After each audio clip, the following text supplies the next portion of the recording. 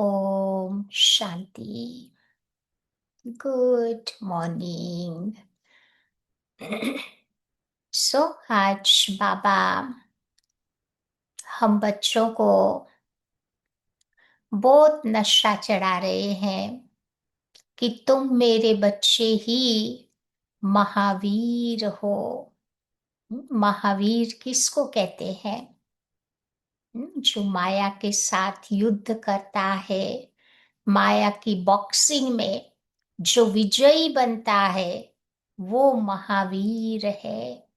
तो महावीर हनुमान को कहते हैं। उसने भी रावण पर विजय प्राप्त करी थी ना। तो बाबा भी कहते हैं हम बाबा के बच्चे भी महावीर है, जो भगवान के सच्चे सच्चे कंपेनियन है, साथी है। जिन्होंने अपने अभिमान को खत्म करके नाम मान शान पोजीशन पोजीशन सबसे जो उपराम हो गया था, वो हनुमान था। तो बाबा कहते हमें भी हनुमान जैसा बनना है। कैसे बनेंगे? तो हनुमान की तरह हमें भी अपने जीवन में नम्रता को धारण करनी होगी। जब रावण के साथ लड़ाई हो रही थी ना, उनके शत्रुओं के साथ, तो हनुमान की क्या विशेषता थी? कभी वो छोटा बन जाता था, कभी बहुत बड़ा बन जाता था, तो कभी सटल भी बन जाता था। तो ये हमारी नम्रता की यादगार है। बाबा कहते ना, जब समय हो तब अपने स्वमान में रहो, बड़े बन जाओ। जब जरूरत पड़े तब छोटे बन जाओ।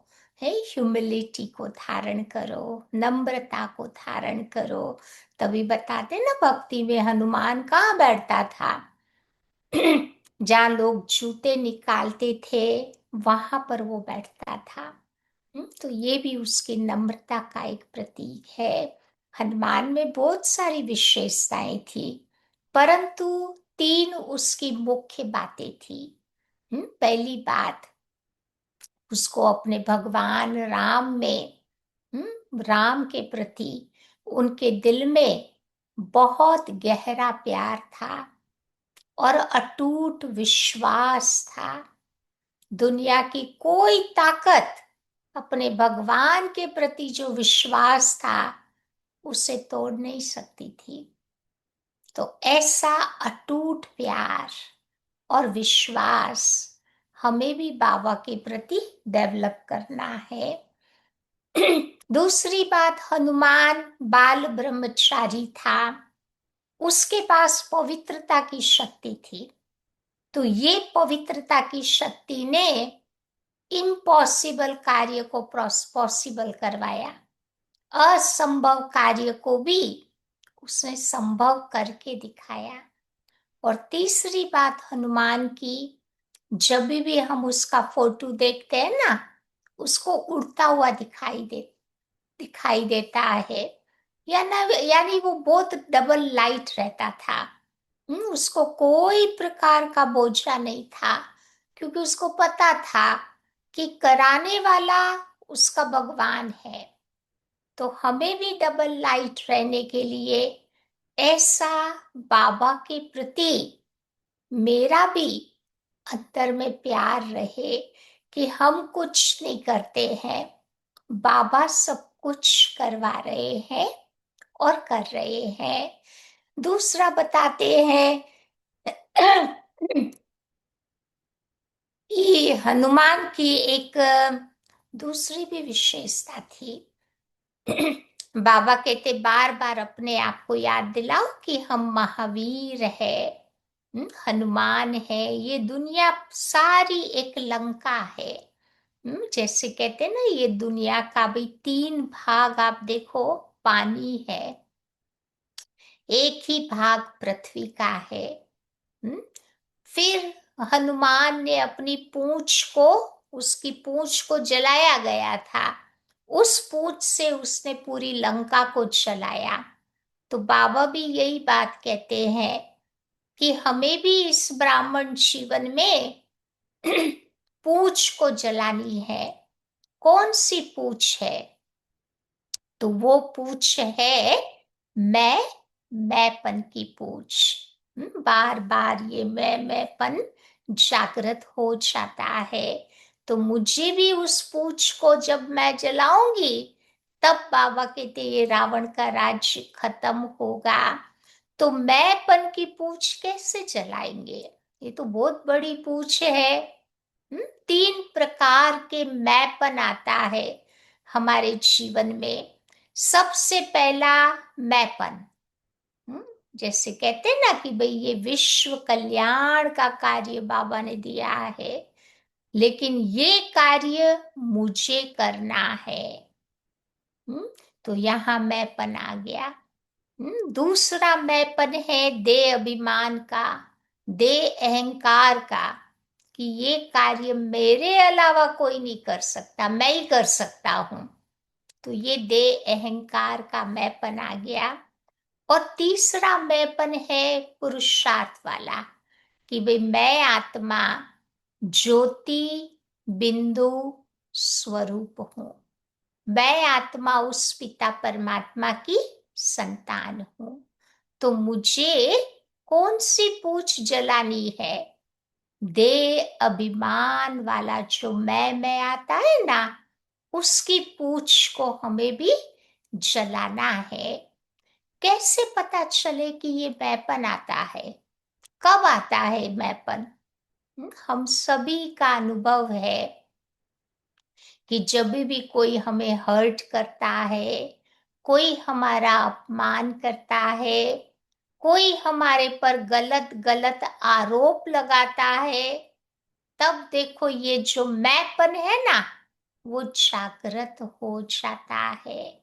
कोई मेरी पूंछ खींचता है ना, तब पता चलता है कि हमारे में ये मैंपन है। तो ये मैंपन के नुकसान को बार बार हमें याद दिलाना है। हम्म तो बाबा कहते हैं इस मैंपन की पूंछ हमारी कैसे जलेगी, कैसे हम चला पाएंगे? तो उसके लिए बाबा कहते हैं बार बार देही अभिमानी बनने का अभ्यास हमारा लंबे समय तक का होना चाहिए। लास्ट में हम नहीं बनेंगे देही अभिमानी, परंतु लॉन्ग टाइम का अगर मेरा अभ्यास होगा, तो हम ये मैंपन की पूंछ को जलाने के लिए निमित्त बन जाएंगे। फिर बाबा कहते मुझे फॉलो फादर करना है। जिस बाबा को ही फॉलो करना है। ब्रह्मा बाबा ने क्या करा? शिव बाबा को ही देखा कि मुझे बाप समान बनना है। तो जितना जितना मेरा ये पाठ पक्का होगा कि जो पुरुषार्थ ब्रह्मा बाबा ने किया, मुझे वही पुरुषार्थ करना है, केवल बाबा को ही देखना है। तो बाबा को फॉलो करते करते देखते देखते हम उनके समान बन जाएंगे। शिव बाबा भी कई बार कहते हैं कि शिव बाबा तो निराकार है, परंतु ब्रह्मा बाबा तो हमारे जैसा था ना। तो जब भी लाइफ में कंफ्यूज्ड हो जाओ, तब ब्रह्मा बाबा का वो कंप्यूटर खोल के देख लो कि बाबा ने इस सिचुएशन में क्या किया था, कैसे पुरुषार्थ किया। तो फिर अपने आप अंदर में वो ताकत आ जाएगी। और बाबा को फॉलो कर पाएंगे। फिर बाबा कहते इस मैंपन की पूंछ को जलाने के लिए हमें अपने आप को मेहमान समझना है, कि हम इस दुनिया में मेहमान बन करके आए हैं। थोड़े समय के लिए आए हैं। देखो कहाँ विजिटिंग करने जाते हैं ना, तो क्या सोचते हैं, भाई हम तो थोड़े ही दिन के मेहमान हैं, फिर वापस अपने घर जाएंगे। तो मेहमान को कभी अपना घर नहीं भूलता है। तो हम भी उस स्थिति में रहेंगे तो अपने घर की स्मृति नेचुरल रहेगी। और मेहमान क्या करते हैं, जहाँ जाते हैं अच्छी यादगारें स्मृतियों को छोड़ के जाते हैं ना, तो लोग उसे याद करते हैं। दादी भी हमेशा यही कहती थी, दादी जान की, कि आप जहां पर भी जाओ, जितना भी टाइम रहो, बहुत अच्छी अपनी यादगार छोड़ के जाओ, तो लोग आपको बहुत अच्छी तरह से प्यार से याद करें। कई बार कई मेहमान आते हैं, नाक में दम भी कर देते हैं, नहीं सोचते हैं भाई जावे तो अच्छा है, लेकिन ऐसा नहीं।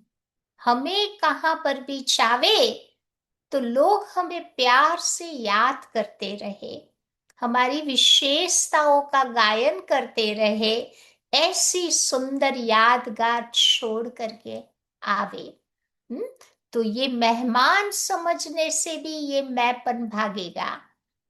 फिर बाबा कहते जितना जितना स्वदर्शन चक्र को घुमाएंगे, तो चक्र हमारा घूमता जाएगा, तो हम पर दर्शन, पर चिंतन, उससे हमारी आत्मा मुक्त होती जाएगी।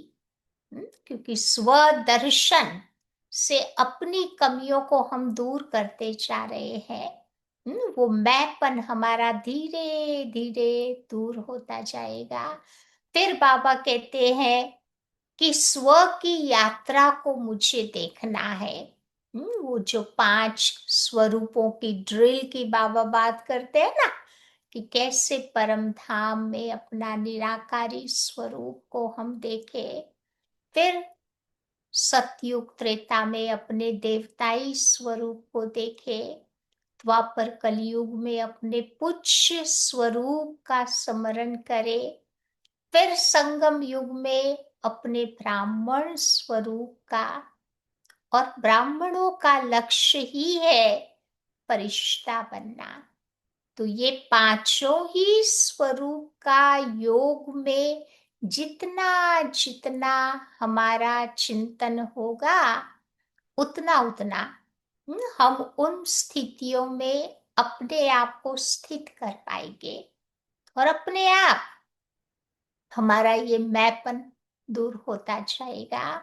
फिर मम्मा हमेशा कहती थी, ये मम्मा का महीना है ना, तो हर घड़ी को अंतिम घड़ी समझना है। अभी यहाँ बैठे हैं, नेक्स्ट मोमेंट ही हमारी फाइनल मोमेंट हो जाए, किसको पता है, कोई को नहीं मालूम है। तो हर घड़ी को बाबा कहते अंतिम घड़ी समझना है। तो इससे भी मैंपन की हमारी ये पूछ जलती जाएगी। अपनी विशेषताओं को भी, जो बाबा ने मुझे इस समय दी है ना, उसको भी अपनी देन नहीं माननी है। ये परमात्मा की देन है, परमात्मा की ओर से मुझे प्राप्त हुई है, जिससे मुझे बाबा के कार्य में उसको लगाना है, तो बाबा उसको और बढ़ा देगा। तो इन सब बातों का चिंतन करते करते हम मैंपन की पूछ को जला सकेंगे, तब जाकर के सच्चा सच्चा महावीर बन करके माया रावण पर जीत पा करके अपने राम राज्य की स्थापना करने के निमित्त बन जाएंगे।